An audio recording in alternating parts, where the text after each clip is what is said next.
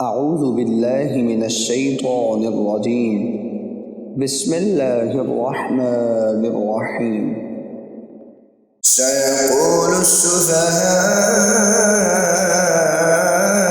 من الناس ما ولاهم عن قبلتهم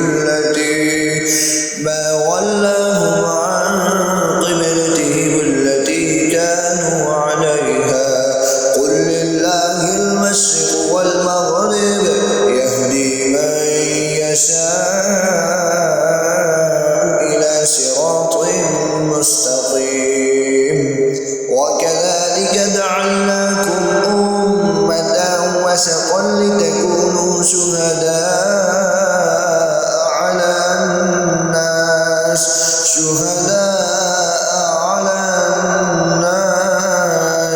ويكون الرسول عليكم شهيدا. وما جعلنا القبلة التي كنت عليها إلا لنعلم من يتبع الرسول ممن ينقلب على عقبيه وإن كانت لكبيرة إلا على الذين هدى الله وما كان الله ليضيع إيمانكم إن الله بالناس لرءوف رحيم. قد نرى تقلب وجهك في السماء فلنولينك قبلة ترضاها فول وجهك شطر المسجد الحرام وحيث ما كنتم فولوا وجوهكم شطره وإن الذين أوتوا الكتاب ليعلمون أنه الحق من ربهم وما الله بغافل عما يعملون.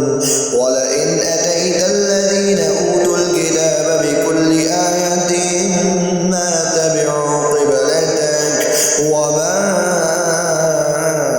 أنت بتابع قبلتهم وما بعضهم بتابع قبلة بعض.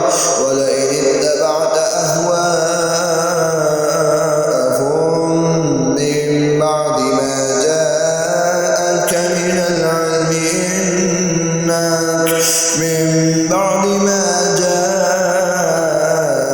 من العلم إنك إذا لمن الظالمين. الذين آتيناهم الكتاب يعرفونه كما يعرفون أبناءهم وإن فريقا منهم ليكتمون الحق وهم يعلمون. الحق من ربك فلا تكونن من الممتدين. ولكل وجهة هو موليها فاستبقوا الخيرات أينما تكونوا يأتي بكم الله جميعا إن الله على كل شيء قدير.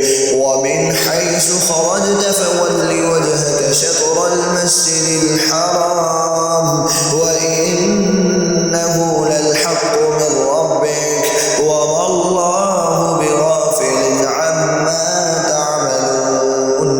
ومن حيث خرجت فول وجهك شطر المسجد الحرام وحيث ما كنتم فولوا وجوهكم شطره لئلا يكون للناس عليكم حجة إلا الذين ظلموا منهم فلا تخشوهم واخشوني ولأتم نعمتي عليكم ولعلكم تهتدون. كما أرسلنا فيكم رسولا منكم يتلو عليكم آياتنا ويزكيكم ويعلمكم الكتاب والحكمة ويعلمكم ما لم تكونوا تعلمون فاذكروني